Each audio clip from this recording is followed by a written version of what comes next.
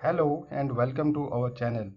In the last lecture, we had discussed the classical free electron theory in detail. We talked about its success and failures. In this video lecture, we would be discussing quantum theory of free electrons and find an expression for the energy of the electron. Classical free electron theory की जो drawbacks थी उनको Sommerfeld ने Fermi Dirac distribution and Pauli exclusion principle को apply करके दूर किया। उन्होंने इलेक्ट्रॉन की स्टडी के लिए फर्मी डिराक डिस्ट्रीब्यूशन चूज किया, न कि बोल्ट्जमैन डिस्ट्रीब्यूशन जो कि क्लासिकल फ्री इलेक्ट्रॉन थ्योरी में लिया गया था।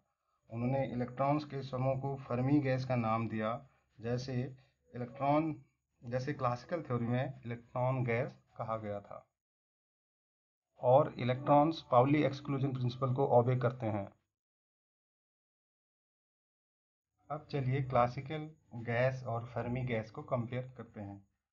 क्लासिकल फिजिक्स के अकॉर्डिंग इलेक्ट्रॉन्स की kinetic energy absolute zero temperature पे जीरो हो सकती है, बिकॉज E = 3/2 kT होता है। T यहाँ पे जीरो है, एब्सोल्यूट जीरो टेम्परेचर है, T जीरो है, इसलिए काइनेटिक एनर्जी जीरो है क्लासिकल फिजिक्स के अकॉर्डिंग। लेकिन क्वांटम मैकेनिक्स के अकॉर्डिंग जीरो टेम्परेचर पे इलेक्ट्रॉन की एनर्जी जीरो नहीं होती। इस एनर्जी को लोएस्ट एनर्जी या जीरो पॉइंट एनर्जी भी कहते हैं। सोमरफील्ड ने अपने मॉडल में इलेक्ट्रॉन्स की एनर्जी मेटल के अंदर कांस्टेंट मानी थी, क्योंकि उन पे कोई भी फोर्स नहीं लग रहा है। इस तरह से इलेक्ट्रॉन पूरी तरह से मेटल के अंदर ही कन्फाइंड करता है। It means that the surface of the metal acts as a potential barrier of infinite height. Hence, the potential energy of the electron within the metal is constant and taken as zero for convenience. And potential energy just outside the metal surface is infinite. Let us now consider a one-dimensional box of length L and an electron of mass m is confined within it. The potential energy of the electron inside the metal is assumed to be zero. Hence, the total energy of the electron is entirely kinetic. Potential energy उसकी है ही नहीं, तो total energy क्या होगी? पूरी तरह से kinetic energy होगी। So potential energy function को हम कैसे लिख सकते हैं? Vx = 0, ये तो होगा इनसाइड, और Vx = इन्फिनाइट, ये होगा उस बॉक्स के बाहर। चलिए अब श्रोडिंगर की इक्वेशन लिखते हैं इस इलेक्ट्रॉन के लिए। श्रोडिंगर की इक्वेशन बनेगी d2ψ/dx² plus 2me/h² ψx = 0। V को जीरो लिया गया है मेटल के इनसाइड में।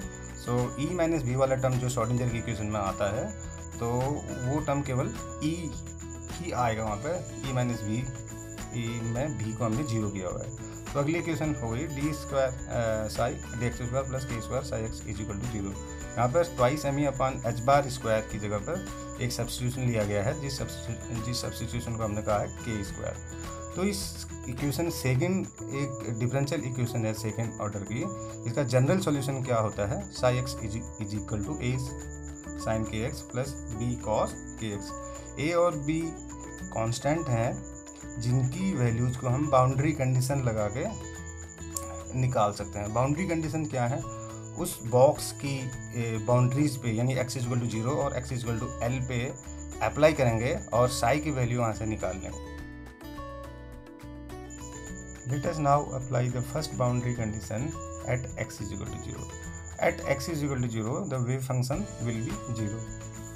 ठीक है। सो उस इक्वेशन में, ऊपर वाली इक्वेशन में हम वेव फंक्शन की वैल्यू 0 कर देंगे और x की वैल्यू को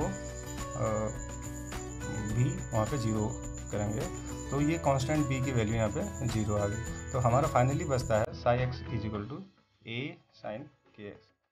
Now we shall apply the second boundary condition, which is the wave function psi tends to 0 at x = l। यानी दूसरे एंड पे भी वेव फंक्शन 0 होगा, क्योंकि बाउंड्री है। बाउंड्री पे वेव फंक्शन, बिकॉज ये पोजीशन बताता है, तो वो वो 0 होगा. So 0 will be A sin KL. Sin KL will be 0, KL will be plus minus n pi, and K will be plus minus n pi upon L. So this value of K is very important. इस value को हम थोड़ी देर में use करने वाले हैं electron की energy निकालने के लिए. सो अब इस K की वैल्यू को हम इक्वेशन नंबर 3 पे सब्स्टिट्यूट करते हैं. हमारी इक्वेशन 3 क्या थी? K square is equal to twice ME upon H bar square. Let us now put the value of K into the equation 3. So it will give you n square pi square upon L square is equal to twice ME upon H bar square, and it gives E is equal to n square pi square H bar square upon 2m L square. So the above equation gives energy of an electron inside the metal box. This equation is also known as energy eigenvalue equation. Because E is depending on n, above equation can be written as E जो है En पे depend कर रहा है, इसलिए ये suffix लगा दिया यहाँ पे En. So En will be n square pi square H bar square upon 2m L square. इस इक्वेशन से ही हम इलेक्ट्रॉन की एनर्जी निकालते हैं बॉक्स के अंदर या मेटल के अंदर. ठीक है, तो यहाँ पे En क्या है? En is the energy of the electron in state n. Conclusions. The value of En we have just obtained an expression for. It clearly shows that the energy E is varying as a function of n square. So E is quadratic function of n, means E is proportional to n square. The minimum energy is obtained by putting n is equal to 1 in the equation for En. So अगर हम इस equation में n की जगह 1 रखें तो हमारे पास equation आ जाएगी E1 is equal to pi square H bar square upon 2m L square. So this energy is known as 0 point energy. It means zero energy is not allowed in quantum physics. जो हमने starting में बात करी थी कि zero energy quantum physics में allow नहीं होती है.